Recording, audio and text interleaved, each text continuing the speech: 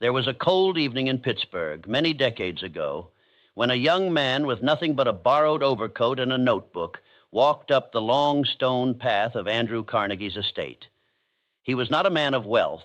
He was not a man of reputation. He was not even certain in that moment whether he truly belonged at the threshold of such a house. And yet, something within him, something older than his fears, deeper than his doubts, had whispered that his life would be decided not by what he already possessed, but by whom he would learn to stand beside. I have often returned to the memory of that evening because in it lies a secret that most men spend their entire lives refusing to see. The door that opened for him that night was not the door of a mansion. It was the door of a different consciousness. Most people, when they think of powerful people, imagine them as a distant species, a class of beings separated from the rest of humanity by money, by fame, by some invisible privilege granted at birth. But this is one of the oldest illusions of the poverty-minded man. The truly powerful are not separated from you by a wall of gold. They are separated from you by a wall of thought. And the strange, almost unsettling truth is this: the wall is built from the inside. Every man who has ever failed to rise into the company of great minds has first failed to rise within the private kingdom of his own mind. He was never rejected by the powerful. He was rejected long before by himself.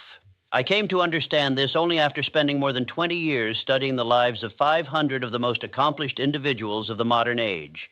What I observed in them was not what the world believed it saw. The world saw their wealth, their titles, their empires. But I saw something else, a peculiar inner organization, a specific architecture of thought that preceded every outer achievement.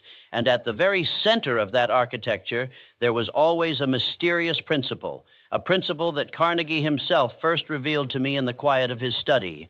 The mind of man becomes magnetic in direct proportion to the clarity of its purpose. Those who do not know what they want cannot attract those who know exactly what they are building. Let me speak plainly as Hill himself once wished to speak. You cannot connect with powerful people by chasing them. You cannot connect with them by flattering them. You cannot connect with them through the endless, exhausting rituals of modern networking, which have turned human relationships into transactions and transactions into anxieties. The powerful are not drawn to hunger.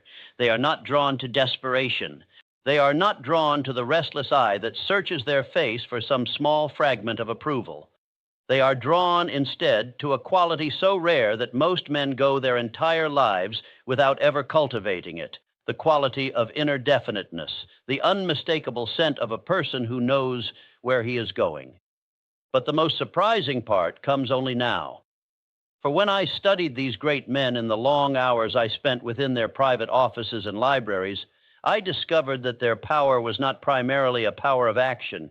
It was, above all, a power of association. Carnegie did not build steel. Carnegie built a circle of minds that built steel. Ford did not build automobiles alone. Ford built a living constellation of thinkers, engineers, financiers, inventors, dreamers, whose combined intelligence exceeded, by a vast margin, the intelligence of any single member. This is the principle I would later come to call the mastermind, and it is here, precisely here, that the true doorway to powerful people begins to open. Imagine for a moment the mind as a kind of invisible instrument. Every thought you think is a note. Every emotion you feel is a chord. Every dominant belief you carry is a key signature. And every person you meet, whether you realize it or not, hears this inner music long before they hear your words. Powerful people, in particular, have trained themselves, consciously or unconsciously, to listen for certain frequencies. They can tell within moments whether the person before them is vibrating with purpose or with fear, with confidence or with begging, with genuine creative desire or with borrowed ambition. This is why so many who seek them feel instantly dismissed. They were not dismissed by the man. They were dismissed by his instinct. What Hill discovered about this subject is deeply unsettling because it overturns almost everything that modern advice givers repeat without understanding. You do not rise into the company of great minds by imitating great minds. Imitation carries within its very nature the scent of smallness. When you mimic the gestures, the language, or the style of a powerful person, You are silently announcing that you have no inner center of your own. And the powerful, who have paid for their own center with years of struggle, feel this instantly. They do not wish to surround themselves with echoes. They wish to surround themselves with sources. The question is not how to imitate them. The question is how to become one. There is a certain kind of man, and perhaps if you are honest, you have met him in yourself, who spends years waiting to be discovered. He believes that if only some powerful person would notice him, his life would change overnight. He believes that connection is something that happens to him from outside, like a lottery ticket drawn by chance. But the universe, as far as I have been able to observe it, does not work in this way. The universe responds not to the man who waits, but to the man who prepares. The powerful do not discover you. They recognize you. And they can only recognize what you have first built within yourself. Here begins one of the darkest games of the subconscious mind. For every man who claims he wants to meet powerful people secretly carries, within the shadowed chambers of his own psychology, a subtle resistance to doing so.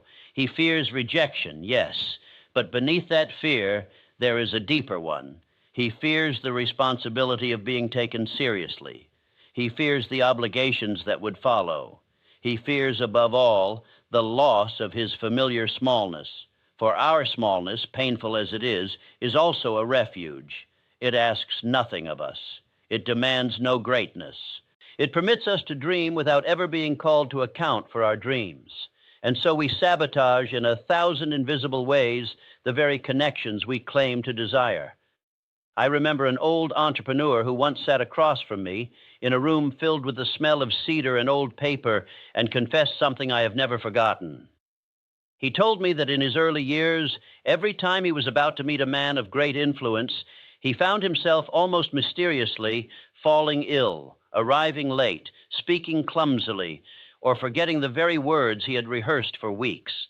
It took him decades, he said, to understand that he had not been unlucky. He had been at war with himself. Part of him longed to rise. Another part, older and more frightened, longed to remain unseen. And until he made peace with both, no outer connection could truly take root. This, I believe, is the hidden battlefield on which most men lose before they even begin. The detail most people overlook is hidden right here. When we speak of connecting with powerful people, we almost always imagine the conversation, the meeting, the introduction, the handshake. But these are merely the surface events. The true connection takes place long before the handshake, in an invisible field that the ancients called sympathy, and that Hill called thought vibration. Two minds that vibrate at compatible frequencies will find each other, across cities, across industries, across years, as if guided by a quiet magnetism that neither of them fully understands. And two minds that do not share this inner resonance will remain strangers, even if they share the same table every evening for a decade. This is why I have always told those who came to me for counsel that the first step toward the powerful is not outward, but inward. Before you send the email, before you attend the conference, before you step into the room where influence gathers, you must ask yourself a question most men are afraid to face.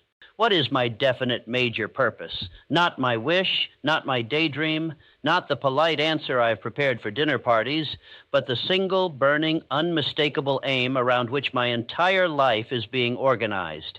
For until you can answer this question in a sentence so clear that a child could understand it, you are not yet ready to stand in the presence of those who have spent decades answering it for themselves.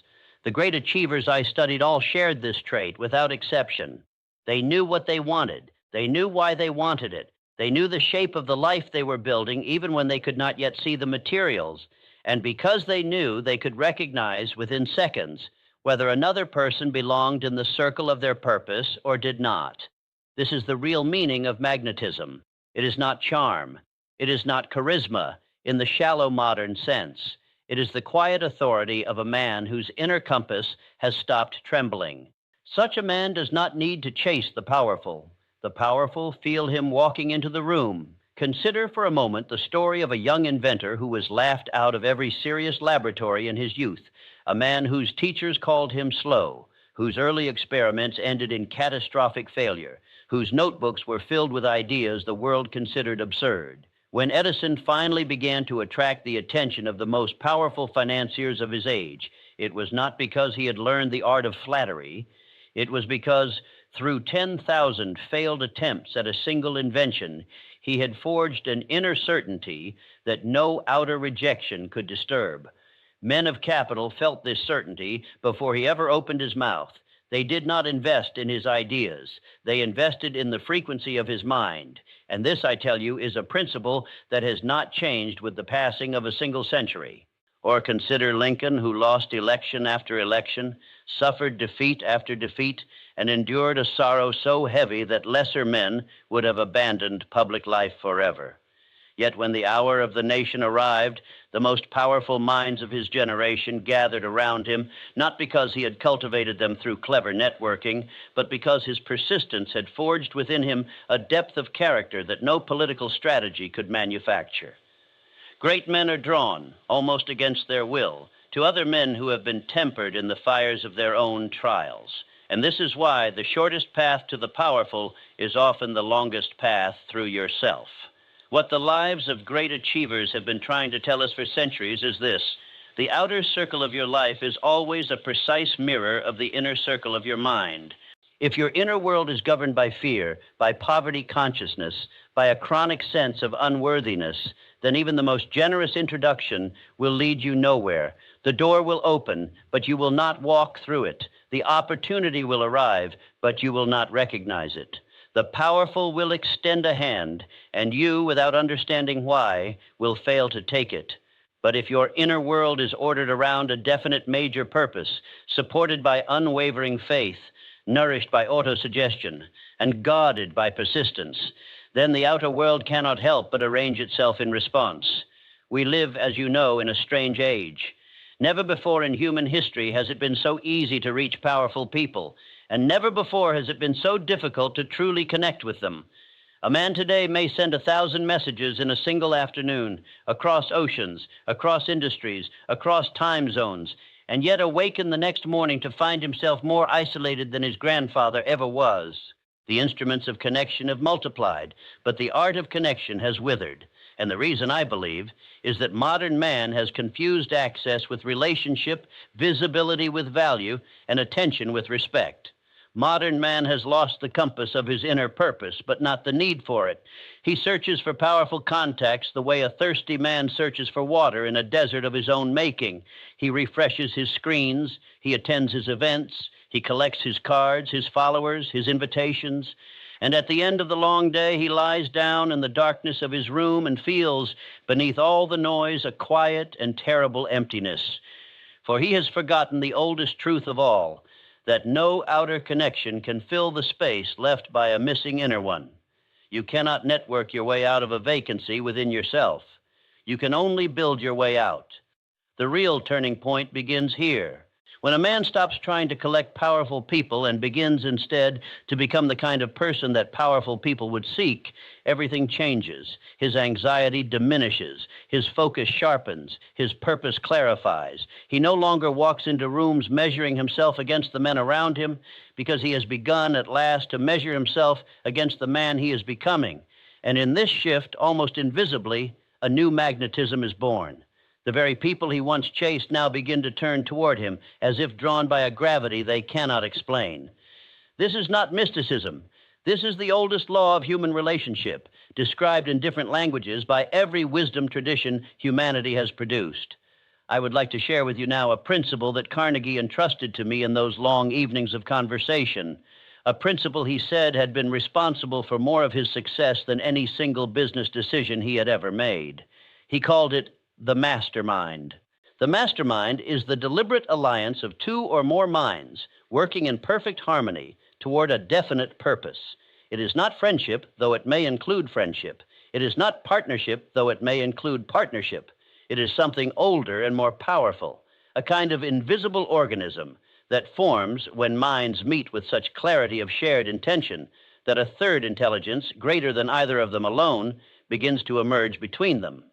Every powerful person you admire, without exception, is embedded in a mastermind. They may not call it by that name. They may not even be consciously aware of the principle. But if you study their lives carefully, you will find that they are always surrounded by a small, invisible circle of minds whose combined force has carried them far beyond what any individual talent could achieve. And this, I tell you, is the true doorway to powerful people. You do not enter their world by approaching them as an outsider. You enter it by becoming, first in your own life, the kind of mind that naturally seeks and forms such alliances. Begin then with what is near. Look around you. Who are the minds in your present life? Friends, colleagues, mentors, even acquaintances, whose thinking sharpens your thinking, whose presence elevates your aim, whose honesty refines your self-understanding? These are the seedlings of your first mastermind. You do not need a room full of billionaires to begin. You need 2 or 3 minds committed, as you are committed, to the patient construction of something greater than themselves. The powerful of tomorrow are almost always the serious dreamers of today, still unknown to the world, but already unmistakable to one another. And here a strange and beautiful paradox begins to reveal itself. The more you invest in the small, honest, purposeful alliances already within your reach, the more the larger alliances begin to appear on your horizon. Life is not indifferent to the quality of a man's associations. It rewards, almost ruthlessly, the man who has learned to choose his circle with care, and it withholds, almost mercilessly, from the man who drifts into whatever company happens to be nearby. Your circle is not a decoration of your life. It is the architecture of your future. Change the architecture, and you change the destiny that can be built upon it. There is another force at work here, subtler than the mastermind, though deeply related to it. The ancients would have called it sympathy of soul. I have called it in my own writings the principle of autosuggestion. Every thought you repeat within yourself, consciously or unconsciously, is a seed planted in the soil of your subconscious mind. And the subconscious mind, as I have learned through many years of patient observation, does not distinguish between wish and reality. It simply accepts what is repeated, and it begins silently to rearrange the outer world to match the inner pattern. If you repeat day after day that you are unworthy of the company of great minds, your subconscious will organize your life to confirm this belief. If you repeat day after day that you are preparing yourself to stand among them, your subconscious will, just as faithfully, organize your life to confirm this instead. I do not ask you to believe this because I have said it. I ask you to test it as a man of science would test it against the experience of your own life. Choose a statement that reflects the man you are becoming, not the man you are, and not the man you wish you were, but the man whose emergence your present efforts are quietly preparing. Repeat this statement in the first hour of your morning and the last hour of your evening. Do this without interruption for a full season of your life, and then observe with honest eyes what begins to shift. I have seen men transformed by this practice in ways that no outer circumstance could explain. The doorway to the powerful is, at its root, a doorway of self-suggestion. But I must warn you of something, for it would be dishonest of me to speak of these principles without speaking also of their shadows. When a man begins to rise in the inner hierarchy of his own mind, he will encounter, almost inevitably, the 6 ghosts of fear. The fear of poverty, whispering that he is reaching beyond his station. The fear of criticism, whispering that others will laugh at his ambitions. The fear of ill health, whispering that his body will fail before his dream can be completed. The fear of loss of love, whispering that those closest to him will abandon him as he changes. The fear of old age, whispering that he has begun too late. And the fear of death, whispering that all of it is in vain. These ghosts are not signs that you are on the wrong path. They are signs that you have finally stepped onto the right one. Here lies the paradox at the heart of every great ascent. The moment a man begins to organize his life around a definite major purpose, the moment he begins to build his mastermind, the moment he begins to prepare himself for the company of powerful minds, he will feel within himself a resistance fiercer than anything he has previously known. This is not a malfunction of his spirit. This is the resistance of the old self, the smaller self, the self that has grown comfortable in the shadow of unrealized potential.